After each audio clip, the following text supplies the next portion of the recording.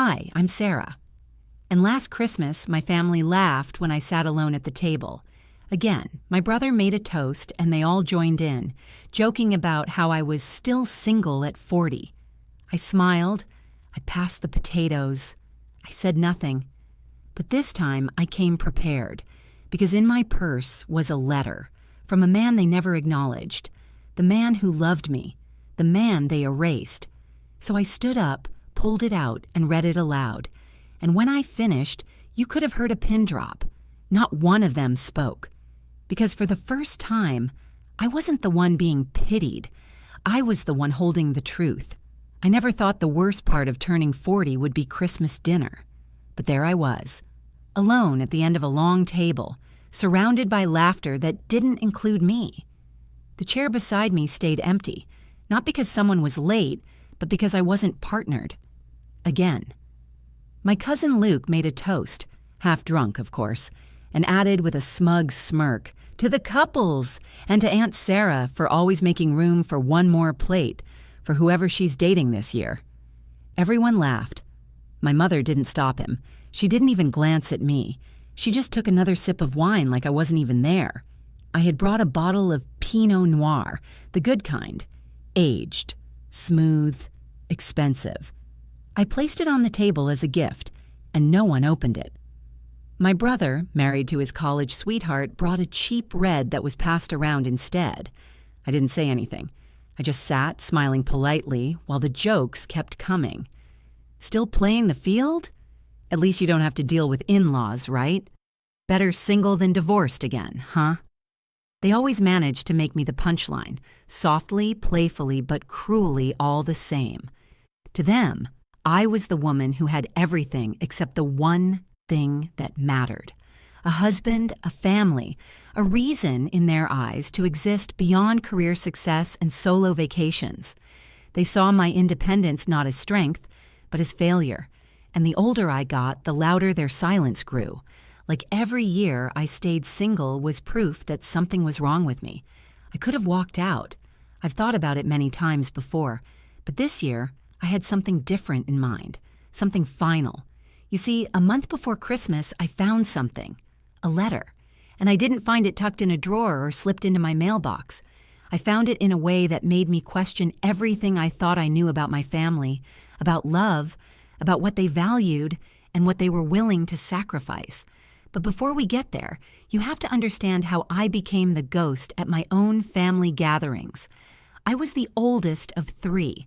My younger brother Tom got married at 24. My sister Emily at 26. I was always the one who took too long. At first they said it lovingly. She's just focused on her career. She's picky, that's good. But over time, the tone changed. When I turned 30 and still wasn't engaged, the questions started. When I turned 35 and bought my own home, they stopped asking about dating altogether. Instead, they started teasing, joking that I should just freeze my eggs, or adopt a cat, or marry myself. The irony is, I never chose to be alone. Not really. I had love, deep, consuming love. Once, with a man named Daniel. We met when I was 29 and thought we had time. He was brilliant, quiet, the kind of man who listened more than he spoke. We were together for 5 years, long enough to plan a future. Then, one night, he didn't come home. Cardiac arrest, they said. No warning, no goodbye. Just a knock on the door and a voice telling me the man I thought I'd grow old with was gone. That was 8 years ago. I tried dating after that. Really tried. But no one measured up to Daniel. Not because he was perfect, but because I had loved him with every part of me. And when he died, something in me went with him. I wasn't bitter, just tired of trying, of explaining, of pretending I was okay when I wasn't. So I stopped trying to prove I was fine. I built a life that gave me peace, even if it didn't give me someone to share it with. But to my family, that peace was just a placeholder. They never asked about Daniel, never even said his name after the funeral. Instead, they moved on, expected me to do the same. And when I didn't, they wrote their own story, that I was cold, difficult, too ambitious, too proud. The truth was simpler. I was heartbroken and healing in my own time. Christmas dinners became tests of endurance. Every year I swallowed the same pain with cranberry sauce and dry turkey. Every year I smiled through another toast that made me feel like a failure. But this year I brought more than wine. I brought a truth they weren't ready for. The letter was in my handbag, tucked between a lipstick I never reapplied and a compact I didn't need. It weighed nothing but carried everything. And as I sat at that table, watching them all revel in the illusion of their perfect lives, I made a decision. I wouldn't shrink for their comfort anymore. I wouldn't play the role of the spinster aunt, the tragic heroine, the cautionary tale. Because I had a story to tell. One they had no idea existed. And when I read that letter aloud, every word of it, I would rewrite the narrative they'd written about me, and they would never laugh at me again. The letter had arrived unexpectedly, folded in thirds, tucked inside a thick white envelope with no return address. It looked like a wedding invitation at first. My stomach dropped, thinking maybe someone was getting married again and I hadn't been invited. But the handwriting, it was too familiar. Sharp, deliberate strokes, the kind of penmanship you don't forget because it once signed birthday cards, grocery lists, love notes, Daniel's handwriting. I stared at it for a full 5 minutes before I opened it. I didn't believe in ghosts, but that envelope made me believe in something. Hope, maybe. Or just the ache of what-ifs. I tore it open, slowly, hands trembling. And there it was. Not a letter from the dead, of course, but a letter written long before he passed. Dated a few months before the night everything changed. It was addressed to my parents. To Mr. and Mrs. Edwards, I know I may not be the son-in-law you imagined, but I need you to understand how deeply I love your daughter. I want to spend the rest of my life making her feel safe, supported, and fiercely loved. I plan to propose in September. I'd like your blessing first. I want to do this right, for her and for you. He'd signed it simply, Daniel Harris. I read it once, then again, then a third time, slower. My chest burned. Tears came without permission. I hadn't known. All those years, I thought we hadn't been ready. I thought maybe he'd sensed my hesitations, my fears. But he had been ready. He'd wanted forever with me, and he had told them. They had known. I had questions. Too many to count. Why hadn't they told me? Why hadn't they ever mentioned the letter? Why, at my lowest moments, when I blamed myself for not seeing a proposal coming, did no one speak up? I could have carried that love differently, bravely. I could have healed knowing he had truly chosen me. Instead, they'd let me believe I'd been left behind. At first, I thought maybe they'd forgotten. Maybe grief had buried the letter somewhere in a drawer. But when I asked my mother, calmly, carefully, if she remembered Daniel reaching out to them before he passed, her face did something strange. It twitched, just for a second, like a reflex. Then she gave me that familiar smile, the one she uses when she doesn't want to answer. No, sweetheart. Daniel never said anything like that. You know he was quiet. But he had. He had written, he had tried, and they had lied. That was when everything shifted for me. The years of cold shoulders, of family jokes about my singleness, of backhanded sympathy and polite pity. Suddenly, they weren't just ignorant. They were cruel, willfully cruel. They had known I had been loved, chosen, wanted. And still, they stood by while I was painted as the lonely, difficult one. I thought of all the dinners I'd sat through where they praised Tom's wife for bringing the family together, or where Emily's chaotic parenting was excused because at least she has children. All the times I brought home success, new listings, career awards, travel stories, and watched them smile thinly and say, "Still no one special?" I had someone special, and they erased him. They erased us. I kept that letter close for weeks, reading it every night like a lullaby. Not because I needed the words, but because they rewrote my history. They made me whole again. And with that came something dangerous: clarity. I didn't owe my family silence anymore. I didn't owe them dignity when they had offered me none. They had taken my love story and buried it. They had let my identity get rewritten by assumptions and sarcasm. They had let everyone believe I was broken, when the truth was, I had just been grieving. I thought about burning the letter, about letting it go in some grand symbolic act.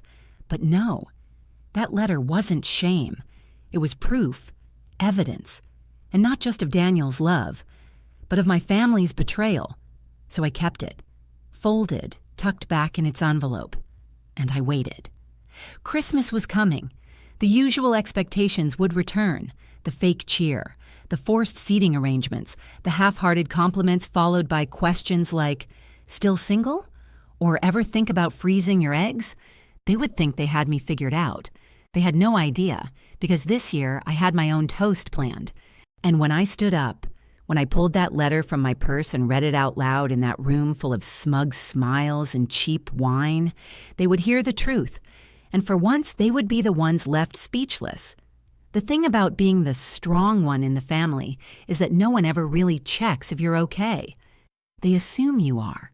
You show up, you dress well, you bring gifts, you never cause a scene. So they place you neatly in a category: self-sufficient, stable, sorted. And the moment you try to speak up, they dismiss it as drama. You're overreacting. You're just sensitive. Don't take it so personally. So I stopped talking. At 32, after Daniel passed, I should have crumbled. Everyone expected it.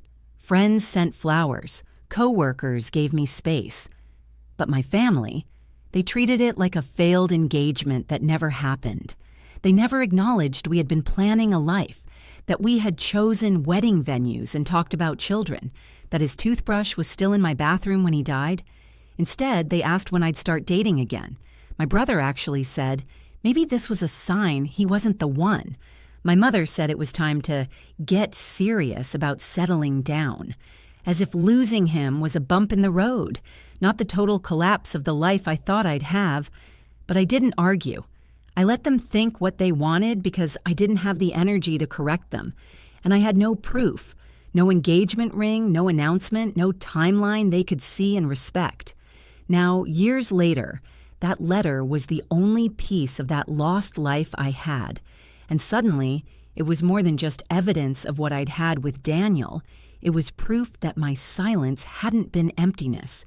It had been love, real, buried love. Still, it took everything in me not to lash out the moment I found the letter. I wanted to call my mother and scream. I wanted to ask why she lied. But deep down, I already knew the answer. It's because my family never wanted me to be the center of attention, not unless it was on their terms. Tom and Emily had always been the family's pride points. Tom, the dutiful husband and father of 3. Emily, the picture-perfect stay-at-home mom who posted family portraits on Instagram with matching pajamas. I was the one who traveled too much, worked too late, and always brought tension to family dinners. "Don't bring that energy here," my mother would say whenever I seemed off. Like grief had an on-off switch. Like I was only welcome if I kept my pain invisible. It became easier to disappear into the background. I brought food, I poured wine, I helped clean up. I made sure the cousins got their presents and that no one sat alone. I filled every gap and made everything work, except myself. I didn't work anymore, not for them. When I turned 40 in November, no one threw a party. No cards, no cake, no acknowledgement from the family group chat. My friends took me to a spa, surprised me with champagne and a handwritten scrapbook of memories. I cried in the bathroom halfway through the day, not because I was sad about aging, but because it was the first time in years someone had celebrated me without obligation. Just joy, just love. And then Christmas came. The same table, the same jokes, the same tight smiles and subtle digs. This time, I didn't look away. I watched everything. I watched my sister roll her eyes when I mentioned my job. I watched my mother sigh when I sat down alone. I watched my brother whisper something to his wife while I helped pass the stuffing. I had been their emotional dumping ground for years, the one they could pity because pity made them feel superior. But with that letter in my purse, I wasn't weak. I wasn't a spinster or a cautionary tale. I was a woman who had been deeply loved and who had survived the loss of that love, alone. And I was done apologizing for that. I knew I'd have one chance, one window during dinner where everyone was listening and quiet enough to hear me. The moment I stood up, they'd roll their eyes. They'd think I was making a toast or announcing some news. I had nothing to announce. Just the truth, something long overdue. But first, I needed them all in the room. I needed every smirk, every sideways glance, every chuckle they'd aimed at me to sit there on their faces while I read every single word Daniel wrote. Because this wasn't just about setting the record straight. It was about reclaiming my story and reminding them and myself that I wasn't some lonely afterthought at the table. I was once the center of someone's world, and they had hidden that from me. Not anymore. Christmas dinner always followed the same script. Turkey carved by my father with a shaky hand and too much pride. My mother beaming across the table as if this performance somehow redeemed every cold shoulder she'd ever given. Emily complaining about how the kids were too picky, while Tom offered lukewarm jokes that everyone laughed at a little too hard. I'd sit on the end, play settings askew because there was no one beside me, not even a folded napkin to pretend someone else was coming. This year, it was no different. The roast was dry, the wine was cheap, the table was set for perfection, but the tension underneath it was anything but festive. And when the toasts began, I felt it building. My brother was the first. To Mom and Dad, he said, lifting his glass, for always bringing us together. Even if some of us come solo year after year. Chuckles, choking on wine. My cousin Ellie coughed into her napkin, trying to hide her laugh. Then came Emily with her faux compassion. And to Sarah. Still holding out for Mr. Right, huh? At least you're consistent, sis. I didn't flinch. I didn't smile or offer a fake laugh to save them from their awkwardness. I looked down at the rim of my wine glass and let the words float above me. They didn't touch me this time, not like before, because tucked beneath the table in my handbag was the truth. My mother cleared her throat, eager to shift the focus. Let's all just eat before the turkey gets cold. But the turkey was already cold. Everything in that room was. I looked around the table, at the family I'd fed with silence, sacrificed for, shown up for. Year after year, I gave them grace. I gave them patience. I gave them the benefit of the doubt, and in return, they gave me pity. They gave me mockery. They gave me a funeral without a eulogy, a love story without acknowledgement, a heartbreak without space to breathe. The rage didn't hit me all at once. It came in slow, steady waves. Every joke that minimized me, every toast that erased me, every moment they looked through me instead of at me.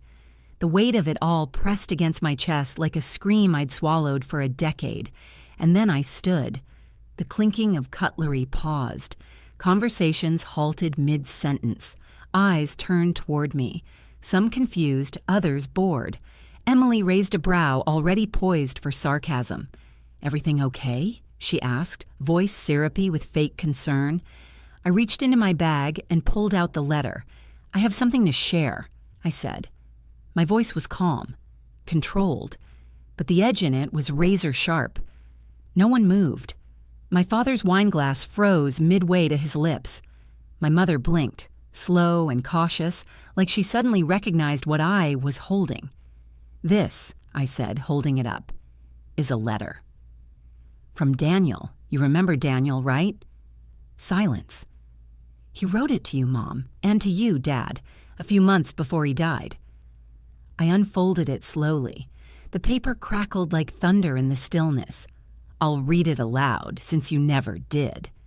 I began reading, word for word, his handwriting now my voice, his love resurrected. The room was a vacuum. No one spoke. No one dared. I watched their faces shift. Emily's smile fading, Tom's jaw tightening, my mother's hands folding tightly in her lap. I love your daughter. I want to spend my life making her feel safe, supported, and fiercely loved. The words sliced through every assumption they had made about me, every whisper, every smirk. I'd like your blessing before I propose. I want to do this right, for her and for you. I looked up. He asked you for permission, and you never told me. My mother opened her mouth, closed it. My hands trembled, not from fear, but from release. You let me believe I was unloved, that I had nothing worth holding on to. You let the world call me still single when you knew that I had been chosen, that someone wanted to build a life with me. Tom shifted in his seat. Sarah, come on, this isn't the time. I turned sharply. No, this is exactly the time. Every Christmas you toast each other's families. You mock mine because it doesn't look like yours. You look at me and see someone alone, someone to pity, someone you assume has nothing of value. My voice cracked now, but I didn't stop. Well, Daniel was going to be my family, and you erased him. I looked to my mother. Why? She didn't answer. Her lips pressed into a line so thin it vanished. I lost him, and then I lost the truth of him too, because you decided what I could handle, what I deserved to know. Silence again. Even the kids had stopped fidgeting, every eye on me. My hands lowered the letter onto the table, right in front of the centerpiece, right where their roast had been. It sat there like a tombstone. I'm not asking for an apology. I don't even expect one anymore. I straightened my shoulders. I just wanted you to know. I was loved. I am whole. I'm not some sad story you get to write jokes about. I am not ashamed of the life I've lived. I'm ashamed that it took me this long to say it out loud. I turned to leave, and for the first time in years, no one stopped me. I didn't slam the door on the way out. I didn't storm off or break down in the driveway. I just walked. Calm, steady, cold wind, slicing through my coat, but I barely noticed. My heels clicked against the frozen pavement like punctuation at the end of a chapter.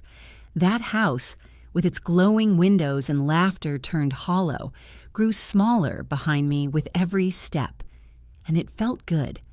Like shedding a second skin, like finally taking off someone else's version of me and leaving it behind on their white linen tablecloth. My phone buzzed just as I reached my car. It was Tom. Don't do this. Come back inside. We didn't know. I stared at the message for a long time, then turned off my phone. He did know. They all knew enough to laugh when I cried in silence, enough to turn my grief into a running family joke. I wouldn't go back. I drove without music, without tears, without anger. Just space. For the first time in years, I felt space in my chest, like I'd been holding my breath since Daniel died, and finally let it out. When I got home, I lit a candle and sat at my kitchen table, letter still in hand. I smoothed the creases with care, like I was touching a relic, a sacred artifact. It was. This man had loved me enough to reach out, to plan, to try, and my family had loved their own comfort more than my truth. The next day, I woke up with a headache and a strange clarity. I opened my inbox and began deleting. Family group chats, updates from cousins I hadn't seen in years, invitations to baby showers where I was just expected to show up and smile and buy things for people who didn't know anything real about me. I wasn't angry. I was just done. At noon, my mother called. I let it ring. Then the message came. Sarah, please call me. We need to talk about last night. You embarrassed everyone. Not, I'm sorry, not. We didn't realize how much you were hurting. Not even, thank you for telling the truth. Just concern over appearances, embarrassment, the public shame of it all. I didn't call her back. Instead, I wrote her a letter. Dear Mom, I didn't read Daniel's letter to hurt you. I read it because I needed to reclaim something you took from me. For years, I let you dictate what my life was supposed to look like. I let you decide how I was seen in this family. I let the silence grow around me because I thought it would keep the peace. But peace built on lies isn't peace. You always said I was strong. I think you counted on that too much. Counted on me being the one who wouldn't make waves, who would keep showing up with gifts and smiles no matter how invisible I felt. I won't do that anymore. I love you. But I will not keep pretending that what you did wasn't cruel. I deserve to know Daniel was planning to propose. I deserve to mourn him with the whole truth. From this point on, I'm rebuilding my life on honesty. You're welcome in it, but only if you can do the same. Sarah. I didn't send it yet. I left it open on my desk. Sometimes writing the truth is enough, even if it's never read. That evening, I went through an old box of photos. Ones Daniel and I took on weekend trips, silly selfies at diners, him kissing my forehead on the beach. I had buried these for too long, ashamed of feeling sad, of still loving someone who wasn't coming back. But looking at those photos now, I didn't cry. I smiled. It was mine. That love. It had been real. It had been deep. And it had been enough. The next few days were quiet. No calls from Tom, no texts from Emily. My mother sent a passive-aggressive email about hoping I'd apologize to the children for making Christmas uncomfortable. I didn't respond. Instead, I booked a solo trip. Somewhere warm. Somewhere with no family photos on the wall. Somewhere I could wake up alone and not feel pitied for it. Because here's what I had finally learned. Being alone isn't the same as being lonely. Being single at 40 isn't a flaw. It's freedom. I had been loved. I was still loving. And I wasn't going to sit at anyone's table who made me feel like I was less because I hadn't brought a plus one. The silence from my family wasn't painful anymore. It was peaceful. A space I could fill with people who saw me fully, without needing to laugh at my wounds to feel better about their own. And I wasn't going back. A week after Christmas, the messages started coming in, but not from my mother or Emily or Tom. No, they came from the periphery, people I hadn't spoken to in years. A second cousin on Facebook. My Aunt Beverly, who only calls when someone dies or when she wants to borrow a punch bowl. An old neighbor from childhood who somehow still got invited to our family gatherings. Each message had the same tired tone, sweetened, concerned, but edged with judgment. Heard about what happened at dinner. Just wanted to check in. Everyone's a bit shaken. I know things got awkward, but family is everything, you know? I always admired your independence, Sarah, but maybe that wasn't the time to air everything like that. One even had the audacity to say, "You're too smart to be that emotional." I didn't respond to a single one. I didn't need to. I already knew what had happened. My mother had gone on damage control. She'd probably said I had a breakdown, that I was still hung up on a man who died 8 years ago, that I was lonely, bitter, that I ruined Christmas with my outburst. I could hear the words even without being in the room. They were predictable, rehearsed, just polished enough to sound like concern, but none of them mentioned the letter. None of them acknowledged the truth. They weren't calling to understand me.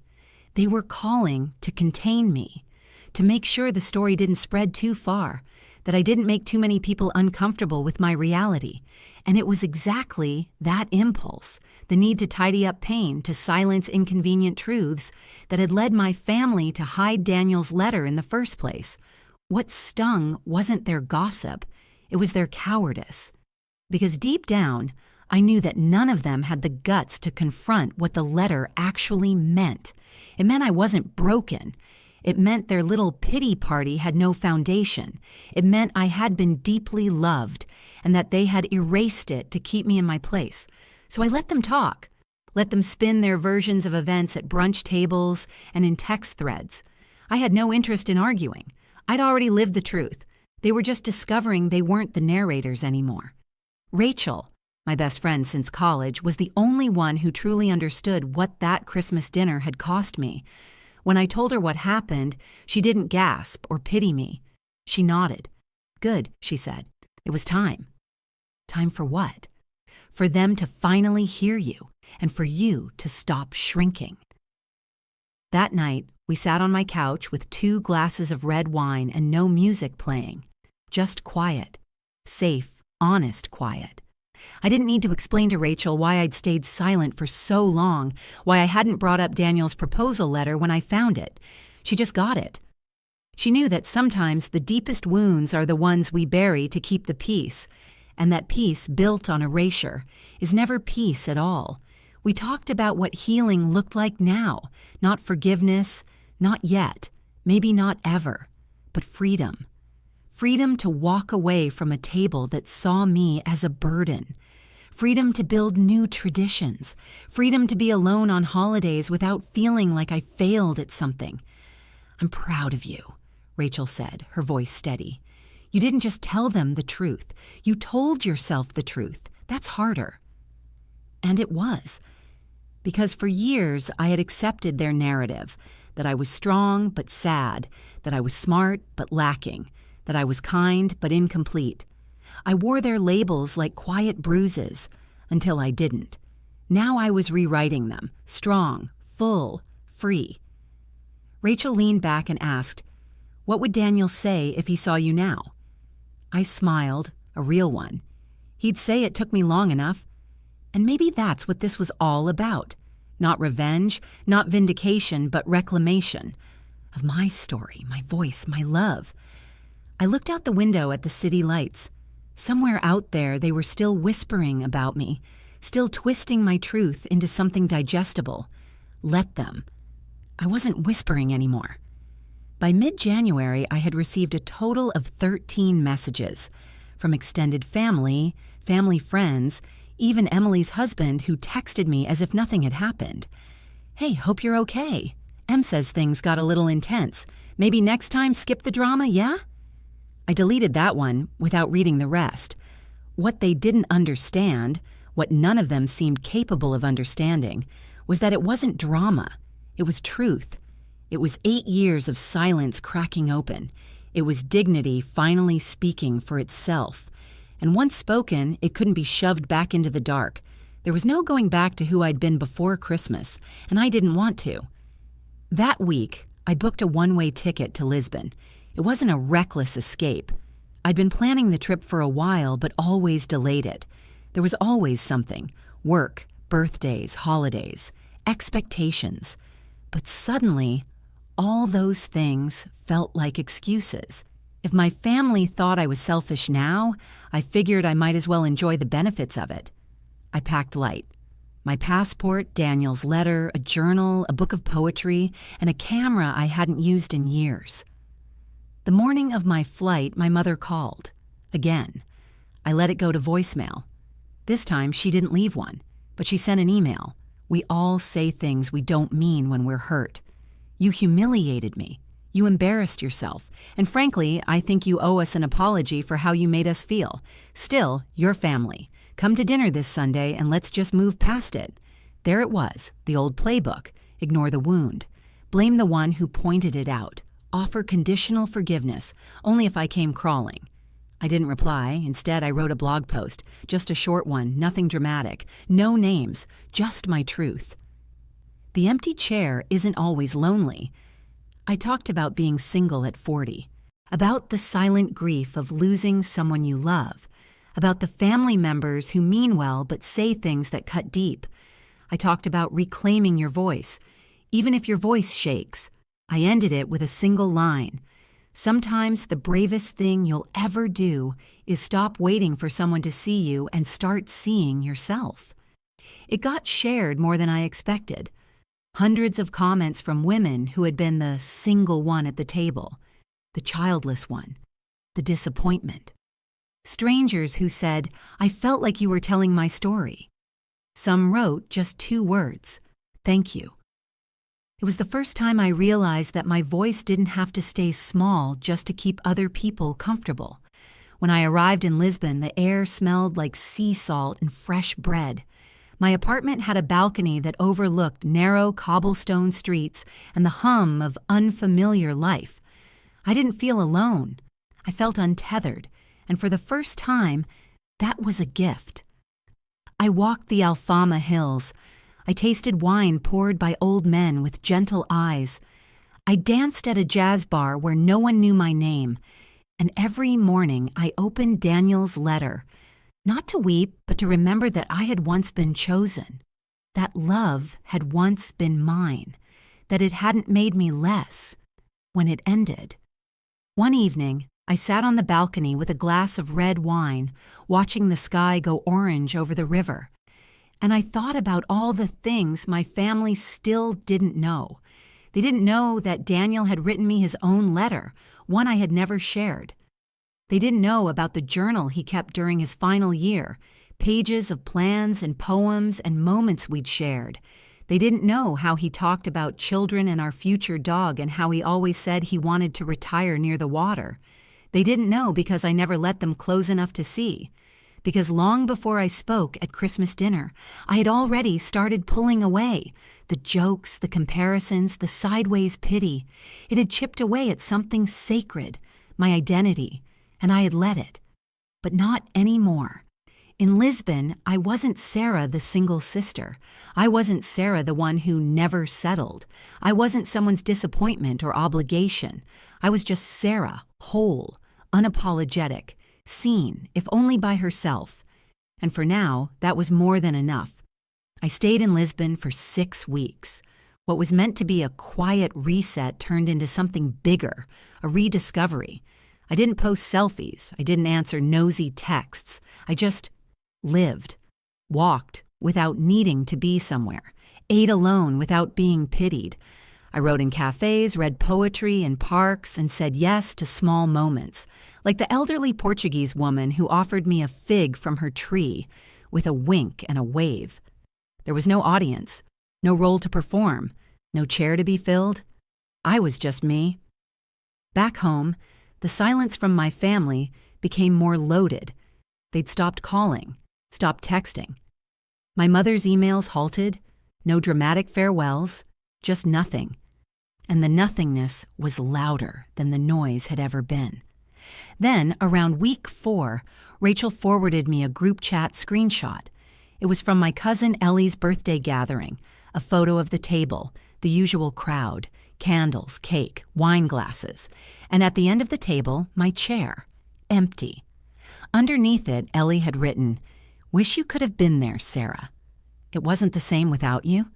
Rachel had replied, "You all should have thought about that before making her feel invisible for a decade." Silence. Not even a heart emoji. I looked at that picture for a long time, not because I missed them, I didn't, but because something about that empty chair made me realize they had started to notice my absence, not just physically, emotionally, energetically. For the first time, they felt the weight of what I used to carry for them, the peacekeeping, the gift wrapping, the emotional labor of pretending I didn't hear the jokes or feel the pity. Now that I was gone, the balance had shifted, and they didn't know how to sit with that. When I flew home in February, the sky in Chicago was the color of steel, cold, familiar. But I wasn't the same woman who had left. I came back with sun on my skin, salt in my hair, and a spine made of something new, something unbreakable. The night I returned, I checked my mailbox for the first time in weeks. Buried between junk flyers and credit card offers was a cream envelope with my mother's handwriting. Not a card, not a typed email, a letter. Inside it read, "Sarah, we've been thinking about what you said, about Daniel, about everything. I won't pretend we understand your choices, but we do realize now that we didn't handle things well. Your father and I both feel hurt by what happened, but we also recognize we may have caused hurt, too. We want you to come back to the table. Let's talk. Maybe not all at once, maybe slowly, but talk. Love, Mom." There it was. Not an apology. Not exactly. but not denial either. For my mother, it was progress. A crack in the armor, a toe over the line of control. She was reaching, but this time, not pulling. I placed the letter on my kitchen counter and made tea. No rush, no urgency to reply. That was the difference now. I didn't feel pulled anymore. I didn't jump at every olive branch tossed my way. Because for the first time, I wasn't trying to get back into the room. I was deciding whether the room deserved me. Over the next few days, I settled back into my home. My plants had overgrown, my fridge was empty, the air smelled like paper and stillness. But it was mine. Every inch of it built without compromise. Every wall painted with my own hands. No one's name on the mortgage.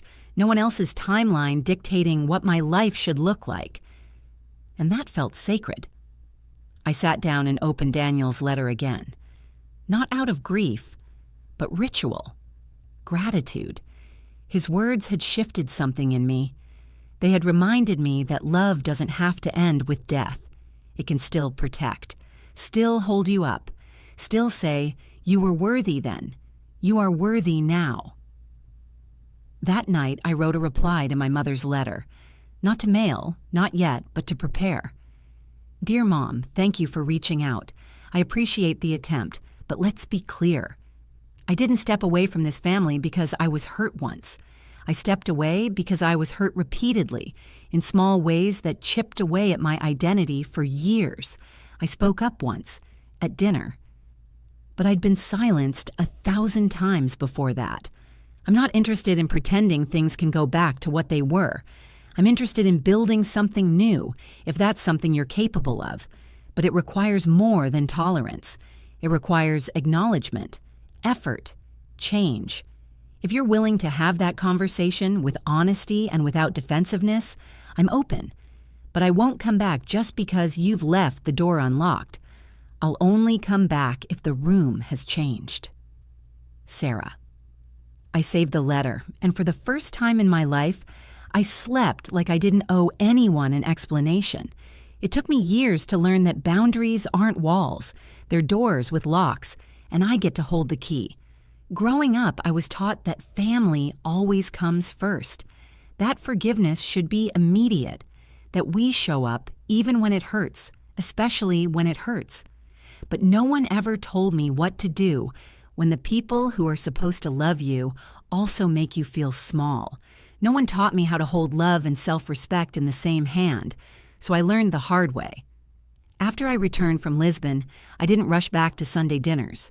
I didn't rejoin the group chats. I didn't offer updates about work or vacations or anything else that once served as evidence of my worth. I simply lived, quietly, on my own terms, and my silence spoke louder than any confrontation ever could. 2 weeks after I got back, Emily showed up at my condo. No warning, no text. She stood at my front door in a wool coat, holding a tin of cookies like we were still 10 years old playing house. I debated not opening the door, but something in her eyes made me pause. Not smugness, not guilt. Something closer to confusion, like she had finally started to understand that I wasn't playing a game anymore. I opened the door but didn't invite her in. She noticed. "I baked these," she said. "Hazelnut, your favorite." "I haven't liked hazelnut since college," I replied gently. Her smile faltered. I thought we should talk." I leaned against the frame. About what? She looked stunned for a moment, like it hadn't occurred to her that I might need something in return, that I wouldn't just let her in out of obligation. "You know," she said carefully, "you kind of shocked everyone." I nodded. "Good. That's not what I meant. It's just, you blindsided Mom." I raised a brow. "She blindsided me for years. Why is it only a problem when I do it once?" Emily shifted the tin in her hands, clearly uncomfortable. "She's not the best at expressing things, but she does love you. We all do." "No," I said calmly. "You all love the version of me that doesn't make noise. The one who shows up with gifts and stories and smiles, but never needs anything back. That's who you love. She looked down. "I'm not trying to fight," she murmured. "Neither am I said, "but I'm also not going to explain myself anymore." She nodded slowly, defeated. "I didn't know about the letter," she said. "The one from Daniel. Mom never told me." "That makes two of us," I replied. We stood in silence for a moment, the kind that says more than apologies do. Eventually she held out the tin. I took it, more out of symbolism than hunger.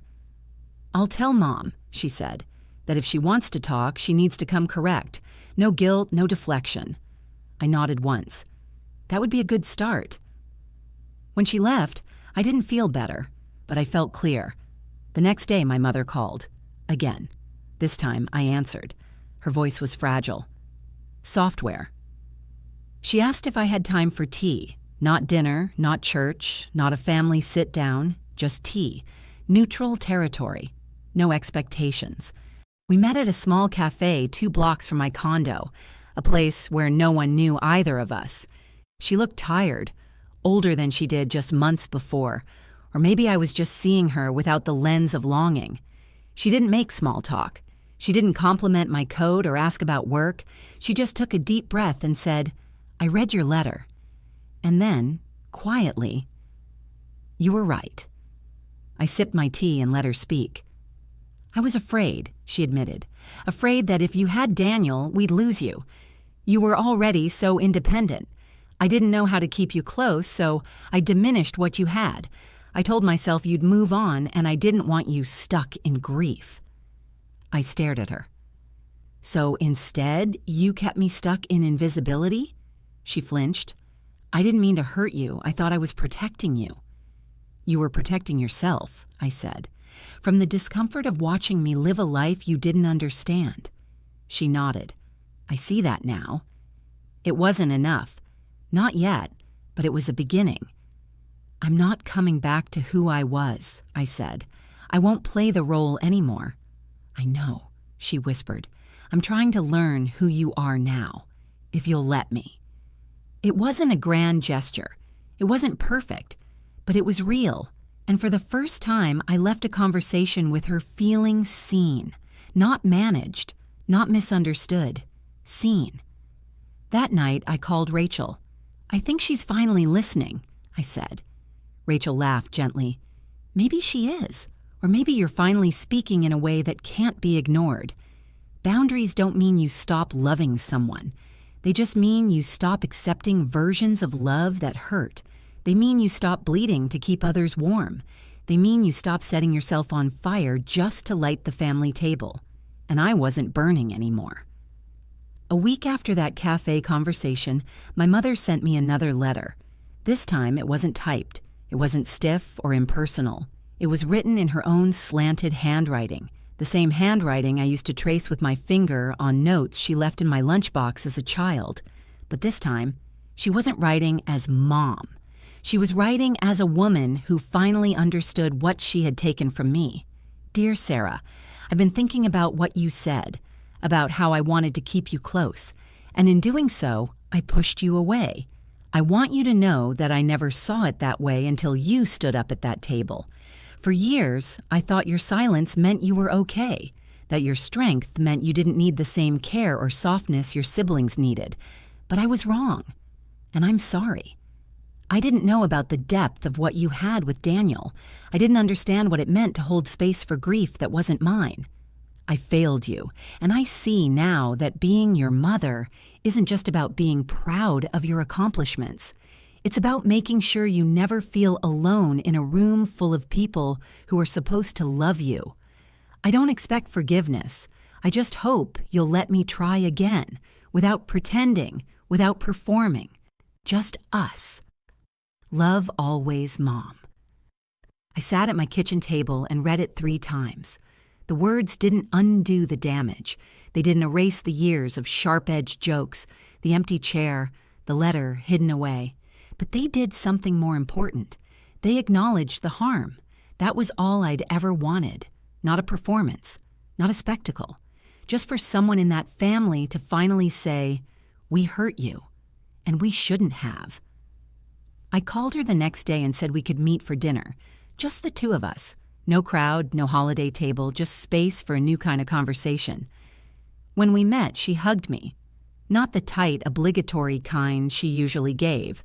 This one was slow, intentional, almost unsure, like she wasn't hugging her daughter, but a stranger she was trying to know again. We talked about Daniel.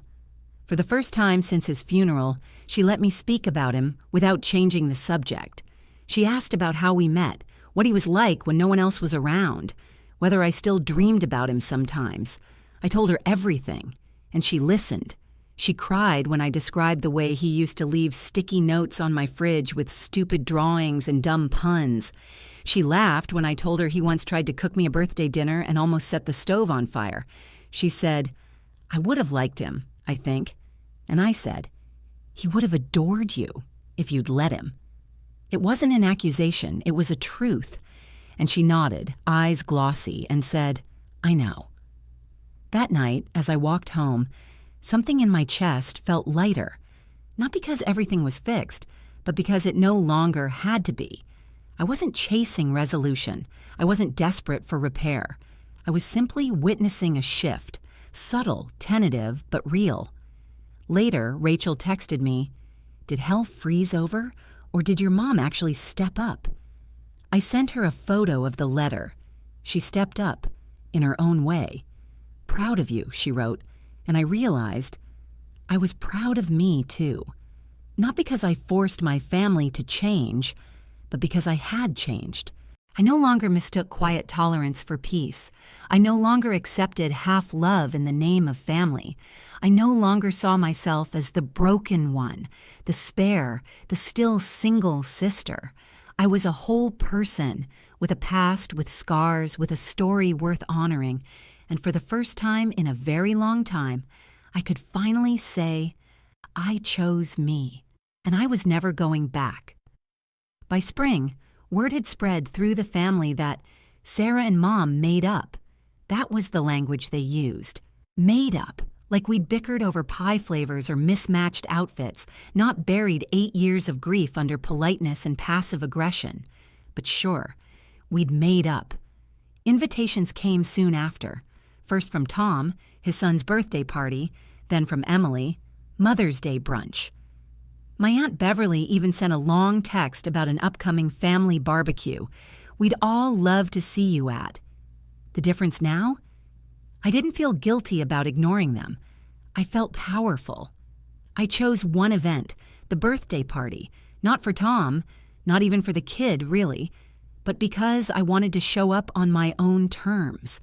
I wanted them to see the version of me that didn't flinch under their judgment, the version who wasn't trying to be liked or tolerated. The party was exactly what I expected, matching decorations, a cake too pretty to eat, Emily in full control of the gift table like a cruise director in pearls. When I walked in, there was a pause, like someone had pressed a mute button, and then, like a switch, the noise resumed. I didn't scan the room for approval. I didn't make myself small. I walked in, put the gift on the table, and sat beside Rachel, who, by the way, had insisted on coming with me for moral support, but also for cake. My mother smiled when she saw me, and this time, the smile reached her eyes. She came over, touched my shoulder gently, and said, "I'm glad you came." I nodded. "I'm glad, too." Emily hovered for a while before making her move. She sat beside me with a half smile and a full glass of white wine. "So," she said, "Lisbon looked amazing." I smiled. It was. It's where I remembered who I was. She blinked, unsure how to respond. Then she laughed, awkwardly. Still dramatic. And for a second, the old ache returned, that familiar pressure in my ribs, the need to defend myself, to explain. But it passed. I sipped my drink and smiled. "No," I said. "Just honest." She nodded slowly, clearly unsure what to do with that, and that was fine. I wasn't there to teach her how to understand me. I was there to stop pretending that she already did. Later in the afternoon, as I helped slice pieces of cake, I overheard one of my aunts say, "You know, Sarah's really changed. I think that trip did her good." And it hit me. I hadn't changed. I just stopped hiding. For so long, they'd seen a version of me that fit their narrative. The responsible one, the background one, the woman who was so strong she didn't need love, didn't need comfort. But now they were being forced to see the truth, that I had always been more than that I had suffered, that I had lost, that I had loved someone so deeply it changed my bones, and that I survived anyway. By the end of the party, no one dared mention the letter, or Christmas, or the fact that the room had shifted since I last stood in it. But I saw it in their eyes, a quiet recalibration, a new math where I was no longer the unspoken variable. They didn't know where to place me anymore, and I didn't give them an answer. When Rachel and I walked out, she bumped my shoulder. "You didn't even flinch when Emily threw that jab." I grinned. "Was that a jab? I thought it was a compliment wrapped in insecurity." She laughed. "You're different." I shook my head. "Number, I'm just finally letting them see me." And that was the thing. They weren't used to a Sarah who didn't apologize for existing. They didn't know what to do with a woman who didn't carry their discomfort on her back. They were learning, and I wasn't in a hurry to teach them, because I had nothing left to prove. A year later, I found myself hosting Christmas dinner, for the first time in my life. Not because anyone expected me to, not because I was trying to recreate the old version of family, but because I had finally built something of my own, with people who saw me, heard me, and didn't need me to shrink to feel comfortable. There were 12 of us that night. Rachel, of course, a few close friends, 2 of my neighbors who'd recently gone through divorces and didn't want to be alone, my colleague Marina, who brought a homemade pie, and her son, and my mother. She came quietly, alone, with a bottle of wine and a cardigan I used to steal from her closet in high school. She didn't try to take over the kitchen. She didn't make comments about table settings or my single status. She just asked where she could help and listened. When dessert was done and candles were low, I stood to make a toast, not out of habit, but out of something far deeper. Gratitude. To love, I said, holding my glass. Not the kind that shows up perfectly wrapped and easy to understand, but the kind that survives, the kind that expands, the kind that teaches us how to come home to ourselves, even if we had to leave first. My mother dabbed her eyes. Rachel raised her glass. To Sarah. They all followed, and for the first time in my life, I felt the center of the room in the best way. Not because I had performed, not because I'd sacrificed, but because I had chosen myself and invited others in from a place of strength, not necessity. Later that night, after everyone left and the last of the dishes had been stacked in the sink, my mother approached me in the kitchen. She held Daniel's letter in her hand. "I reread it last night," she said softly. "It's the most beautiful thing I've ever read." I nodded. "It's still hard to believe he's gone." "I think," she said, "he'd be proud of you." I looked at her, really looked. The lines around her mouth, the way her shoulders no longer sat so high, she was still her.